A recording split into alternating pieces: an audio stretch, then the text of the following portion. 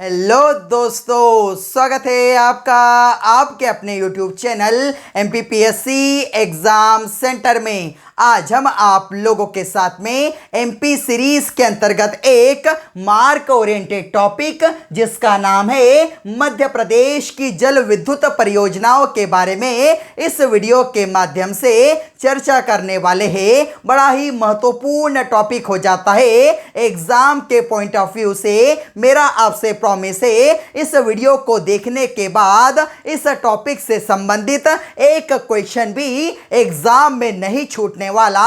तो आइए बात करते हैं इस टॉपिक के बारे में। संपूर्ण जानकारी मैप के द्वारा आप लोगों को उपलब्ध करा रहा हूं। संपूर्ण डेटा को आप लोगों के ब्रेन में इंसर्ट कर दूंगा एज इट इज। इस वीडियो को पूरा देखना।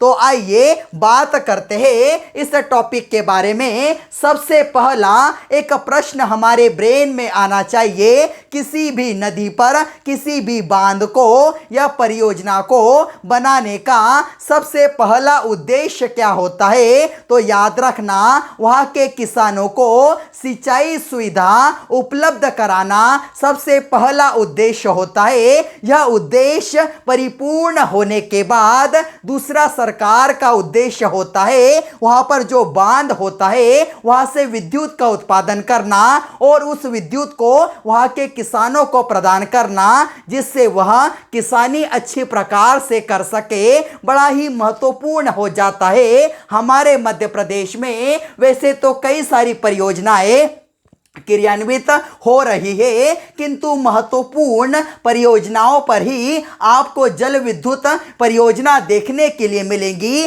संपूर्ण बातें आप लोगों के साथ में डिस्कस करता हूं। याद रखना, संपूर्ण मध्य प्रदेश की सबसे पहली जल विद्युत परियोजना जिसका नाम क्या है? तो याद रखना, गांधी सागर जल विद्युत परियोजना संपूर्ण मध्य प्रदेश की सबसे पहली परियोजना कहलाती है। हमारे यदि बात करें मध्य प्रदेश के किस जिले में यह परियोजना क्रियान्वित की गई थी, तो मंदसौर में की गई थी। किस नदी पर?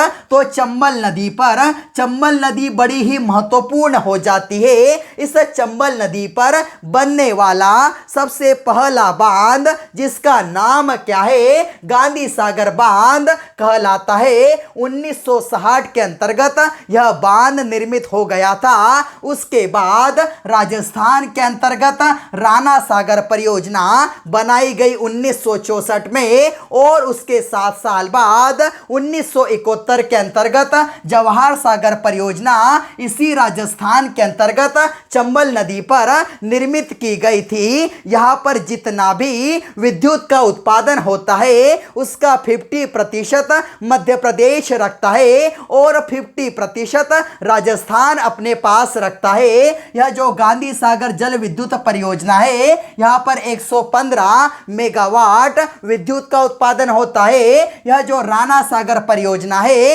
यहां पर 172 मेगावाट विद्युत का उत्पादन होता है। जवाहर सागर परियोजना पर 99 मेगावाट विद्युत का उत्पादन होता है। यहां से एग्जाम में क्वेश्चन बनता है, इन तीनों परियोजनाओं से जितना भी विद्युत का उत्पादन होता है उसका 50-50% शेयर किया जाता है मध्य प्रदेश और राजस्थान के द्वारा। यदि बात करें तो चंबल नदी बड़ी ही महत्वपूर्ण हो जाती है। चंबल नदी का उद्गम कहां से होता है? इंदौर की महू तहसील से उद्गम होता है चंबल नदी का। धार में प्रवेश करती है, उज्जैन में प्रवाहित होकर रतलाम, मंदसौर, नीमच में प्रवाहित होती है। फिर प्रवेश करती है राजस्थान में। मध्य प्रदेश और राजस्थान की सीमा का निर्धारण करती है। फिर से प्रवेश करती है चंबल संभाग में। मध्य प्रदेश का चंबल संभाग श्योपुर, मुरैना, भिंड में प्रवाहित होने के बाद इटावा नामक स्थान से 38 किलोमीटर दूर यमुना नदी में जाकर मिल जाती है। अर्थात यह किसकी सहायक नदी है? चंबल जो नदी है वह सहायक नदी है यमुना नदी की। तो इस चंबल नदी पर 3 महत्वपूर्ण बांध आपको देखने के लिए लिए मिलेंगे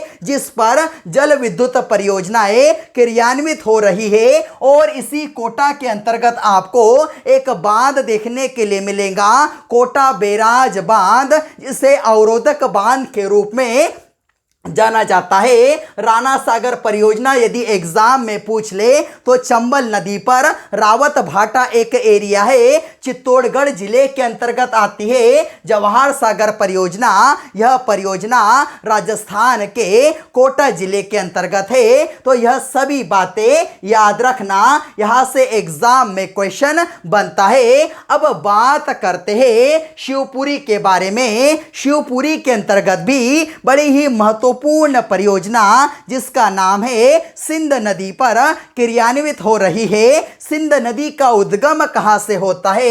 विदिशा की सिरोंज नामक तहसील के पास से इस नदी का उद्गम होता है। गुना में प्रवेश करती है। गुना को दो बराबर भागों में बांटने वाली कौन सी नदी है? उसका नाम है सिंध नदी। अशोकनगर में प्रवेश करती है, शिवपुरी के पास दतिया में, और दतिया के बाद भिंड में प्रवेश कर कर आगे निकल जाती है। जालौन नामक स्थान पर मिल जाती है यमुना नदी से। यह भी यमुना की सहायक नदी है। और यह दतिया तो बड़ा महत्वपूर्ण हो जाता है। इस सिंध नदी के किनारे इस दतिया के अंतर्गत सनकुआ का मेला आयोजित किया जाता है। यह शिवपुरी भी बड़ा महत्वपूर्ण हो जाता है। इसी शिवपुरी के अंतर्गत मनीखेड़ा, जिसे कूड़िया बांध के नाम से जाना जाता था, और वहां पर एक इसी बांध पर परियोजना क्रियान्वित हो रही है जिसका नाम है मोहिनी सागर, या जिसे अटल सागर परियोजना के नाम से भी जाना जाता है। जल विद्युत का कितना उत्पादन होता है? 60 मेगावाट जल विद्युत का उत्पादन होता है सिंध नदी पर। यह परियोजना शिवपुरी के अंतर्गत अटल सागर या मोहिनी सागर के नाम से याद रखना। आने वाले समय में यहां से एग्जाम में क्वेश्चन आपको देखने के लिए मिल सकता है।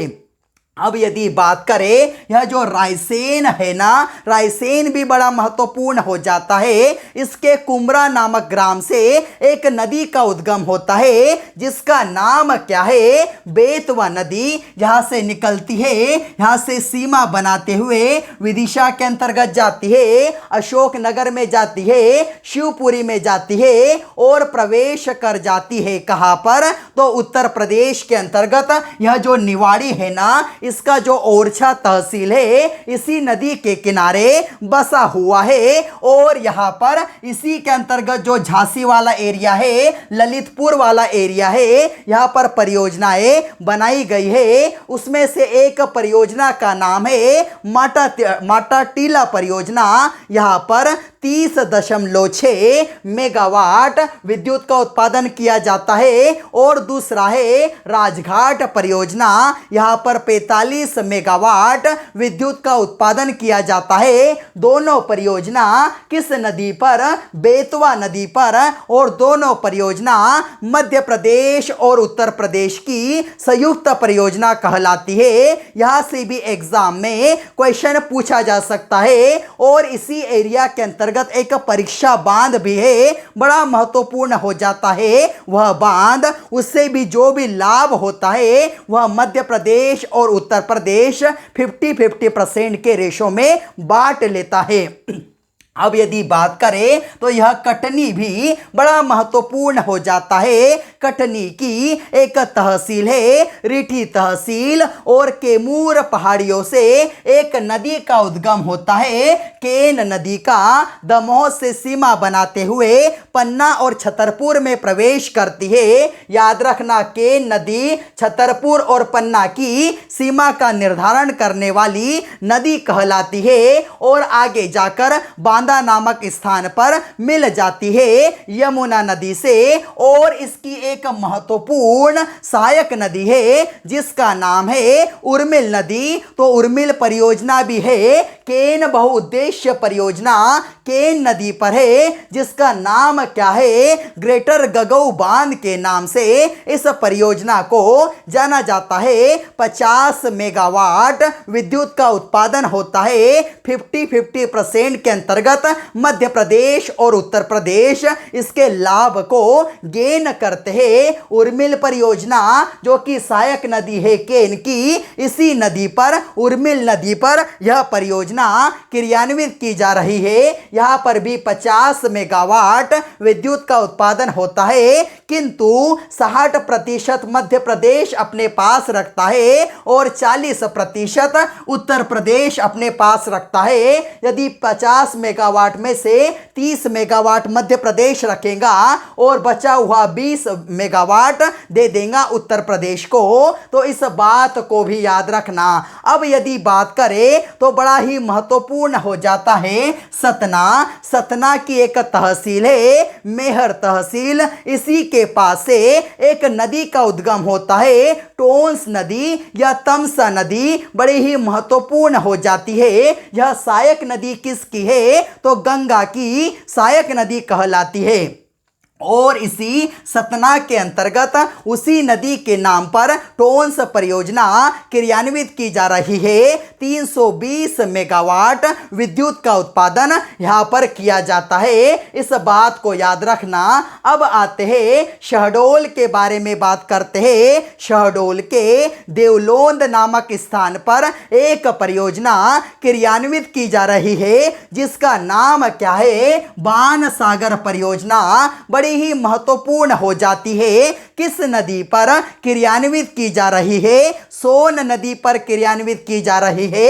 सोन नदी का उद्गम कहां से होता है, इसी अनूपपुर से, मेकाल पर्वत से, जहां से नर्मदा नदी का उद्गम होता है। सोन कुंड से उद्गम होता है। सोन नदी का शहडोल में प्रवेश करती है, सीधी और सिंगरौली में प्रवाहित होने के बाद आगे जाकर एक हम देखें बिहार के पटना में, जिसकी जो राजधानी कहलाता है, मिल जाती है गंगा नदी से दानापुर पहाड़ियों के निकट। यहां से भी एग्जाम में क्वेश्चन बनता है। यह जो परियोजना है ना, बाण सागर परियोजना, मध्य प्रदेश, उत्तर प्रदेश और बिहार की संयुक्त परियोजना है। इसमें जो भी लाभ होता है उसका 50% मध्य प्रदेश अपने पास रखता है, 25% उत्तर प्रदेश और बिहार को दिया जाता है। 425 मेगावाट विद्युत का उत्पादन होता है इस परियोजना के अंतर्गत। अब यदि बात करें तो बात करते हैं जबलपुर के बारे में। जबलपुर के अंतर्गत बरगी या जिसे रानी अवंतीबाई परियोजना के नाम से जाना जाता है, यहाँ पर उत्पादन होता है 100 मेगावाट का।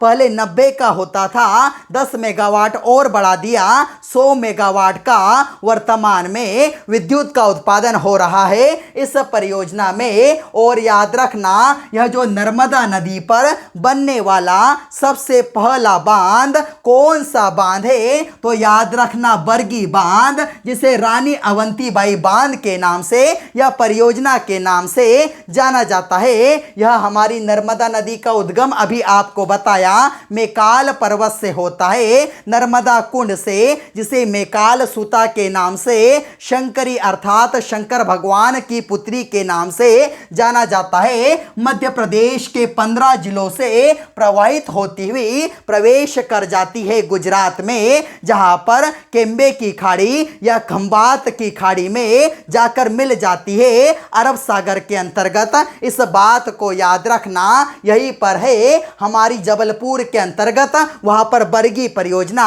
कभी कभी एग्जाम के अंतर्गत बरगी नदी भी दे देगा, या हो सकता है आपको नर्मदा नदी भी देकर आंसर पूछ सकता है। अब बात करते हैं छिंदवाड़ा के बारे में। छिंदवाड़ा भी बड़ा महत्वपूर्ण हो जाता है। यहां से एक नदी का उद्गम होता है जिसका नाम है पेंच नदी। एग्जाम में कभी कभी ऐसा क्वेश्चन पूछ लिया जाता है, यह पेंच नदी किसकी सहायक नदी है? तो कान्हा नदी की सहायक नदी है। और यह जो कान्हा नदी है बाद में वैनगंगा नदी के अंतर्गत आकर मिल जाती है। सिवनी से निकलती है वैनगंगा नदी। इस बैतूल से एक और नदी निकलती है वर्धा नदी। वर्धा नदी और वैनगंगा नदी का संगम प्राणहिता के नाम से जाना जाता है। यह बात भी आपको मैं पहले वाले वीडियोस के अंतर्गत बता चुका हूं।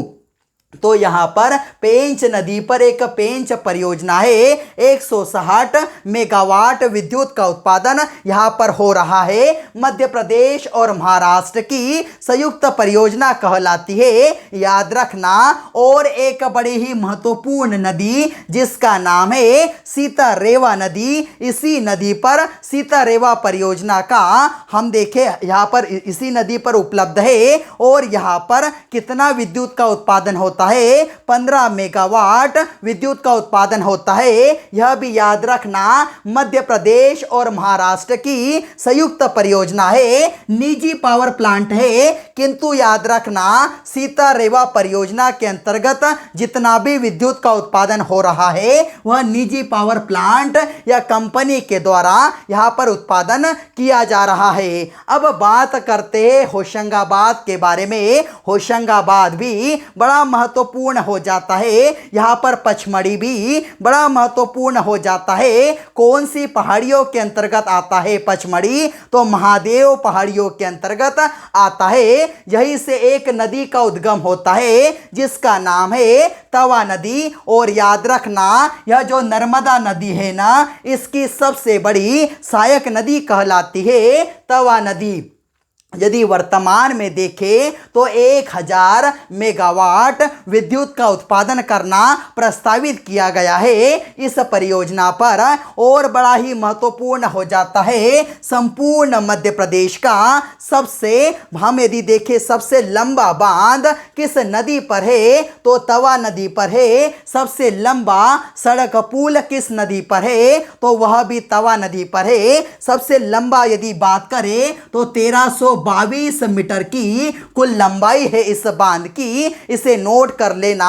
सबसे लंबा यदि हम देखें रोड ब्रिज भी इसी तवा नदी पर है संपूर्ण मध्य प्रदेश का।